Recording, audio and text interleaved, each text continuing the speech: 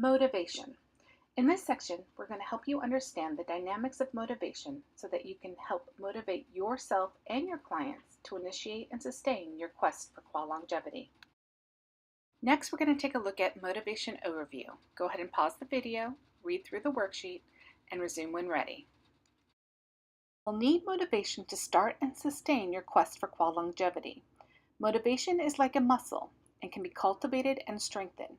Motivation is built on emotion that can be enhanced.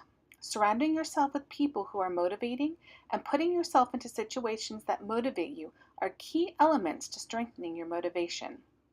Types of motivation include extrinsic and intrinsic motivation. Extrinsic motivation is motivation that is posed by an external force. This type of motivation is usually weaker than motivation that comes from within, which is intrinsic motivation. And we're going to be taking a look at that in just a little while.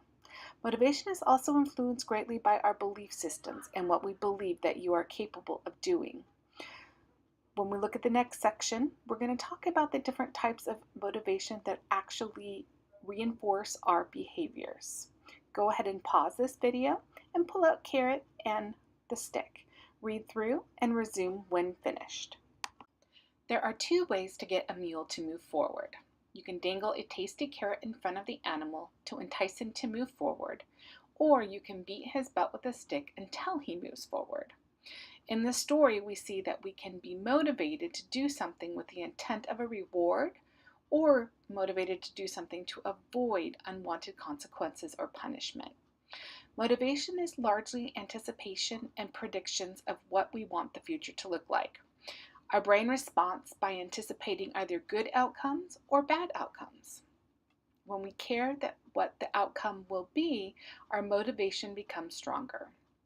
Frequently, we can be tempted to focus on what can go wrong if we fail.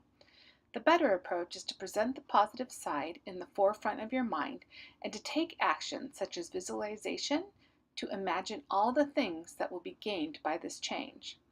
The carrot you dangle before you are hopes and desires of a better future health-wise and mind-wise. We build that muscle with activities like affirmations, visualizations, and sharing the positives with those who have the same goal. Now we're going to take a look at extrinsic and intrinsic motivation. Go ahead and take out your worksheet, read through it, and unpause when you're ready. Intrinsic motivation that comes from internal sources can range from instinctive drives like thirst and hunger to working hard on actions like doing a good job on a test. However, these are self-motivated activities that come from within. Intrinsic motivation can be avoiding the unhappiness of someone like a parent or spouse or wanting to please them, the two sides of the carrot or the stick. However, this motivation that is sourced from an external motivation is harder to keep strong and is harder to build as a muscle. In this next section, we are going to talk about managing intrinsic motivation. Now we're going to take a look at managing motivation. Go ahead and pull out your managing motivation sheets, read through, and resume when finished. In Jill's story, she was aware that she could not recover unless she took action. Becoming aware that a change needs to be made is the first step in the motivation process. Her next step, though, needed to be a desire to make the change. A lot of times we are aware that a change needs to be made, but the desire has not become strong enough. One of the fuels of desire is the belief that you can achieve what it is you are setting up to change. If it is not something you believe you can do, it is much harder to continue the motivational process. The next step is optimism. We have to not only believe we can do it, we also have to have an optimistic mindset to be able to keep moving forward. You also have to have confidence that you can do it and that you believe in yourself to make it happen. Breaking changes down into steps and practicing them over and over until you master them are great ways to strengthen the skill as well as the motivation. When you accomplish each section or chunk of your goal, your motivation is satisfied and you're able to move on confidently to the next part. In your client's workbook, you will see the Motivation Conditions worksheet.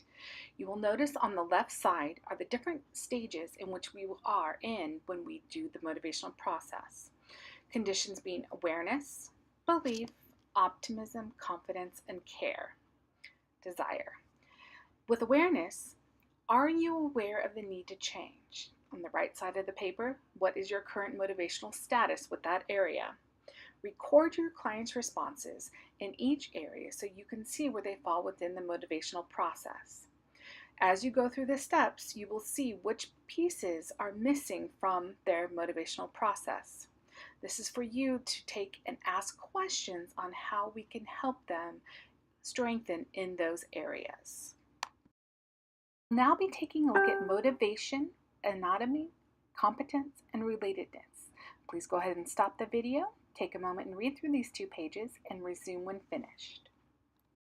In this section, we have 3 areas that researchers have shown to affect our motivation and our level of care about the outcomes. The first section being autonomy, which is the motivation we derive from ourselves as opposed to being imposed on us. The more you feel you are motivated by your own thoughts and feelings, the more intrinsic the motivation becomes. This allows us to help our clients release whatever resentment they feel about being forced into certain activities and to focus on the behaviors and how they will benefit them. The second is competence and mastery. This allows for our clients to become more confident that the work they will be doing on all the techniques we suggest will help them grow and will begin to feel like play rather than a chore. This part of motivation takes time and requires much willpower. This is also where you can become disappointed if we are not where we envision we should be. This is a perfect place to make sure your clients are using SMART goals and are breaking them down into small, manageable sections that they can find rewarding once accomplished. The third area is the relatedness, our social purpose and connections. These allow us to participate and seek meaningful connections with people, groups, and communities. Motivation can be driven by the desire to keep those relationships strong and your brain sharp so that you can be an active participator. Next, we're going to be taking a look at the motivation continuum and the 6 levels in which our clients may be in. We're going to find out which level they're in and how we could move them to each level. Go ahead and pause this video, pull out the motivation continuum, read through it, and resume when ready. With the motivation continuum, we have 6 levels that our clients can be at. No motivation, external regulation, introjected regulation, identification, integrated regulation, and intrinsic motivation. As you see, number 1, no motivation, there is no desire whatsoever. External regulation, someone is instructing you, or you are doing it because you will get in trouble or feel bad if you don't. Introjected regulation, you instruct yourself reluctantly, being the key word. No one else is overly telling you to do it.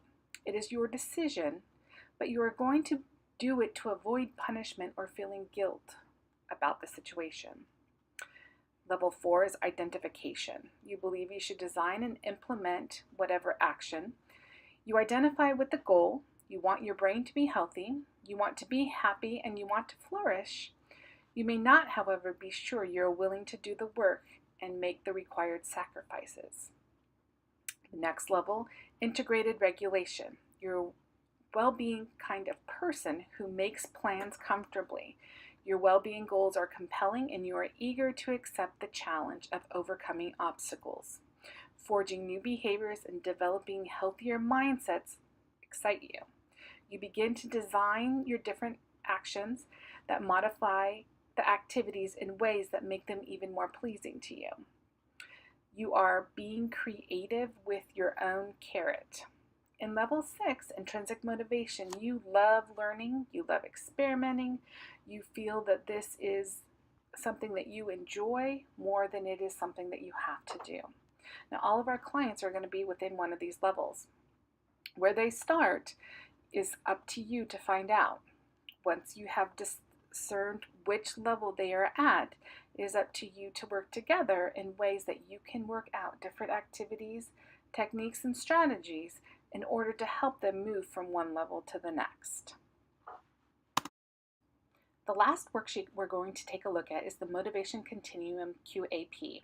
If you take a look at the left side, it'll help you determine the motivation level that your clients are currently at by asking them the questions in the next column under description. Going through each of these areas, asking them the questions, you'll be able to establish which date they are at each level.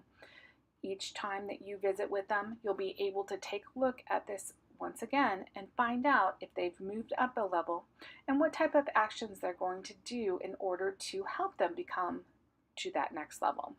So this is a very important worksheet that they will find in their workbook or that you'll be giving to them in order for us to make sure that they are continually moving up the motivation continuum. This concludes the section on motivation.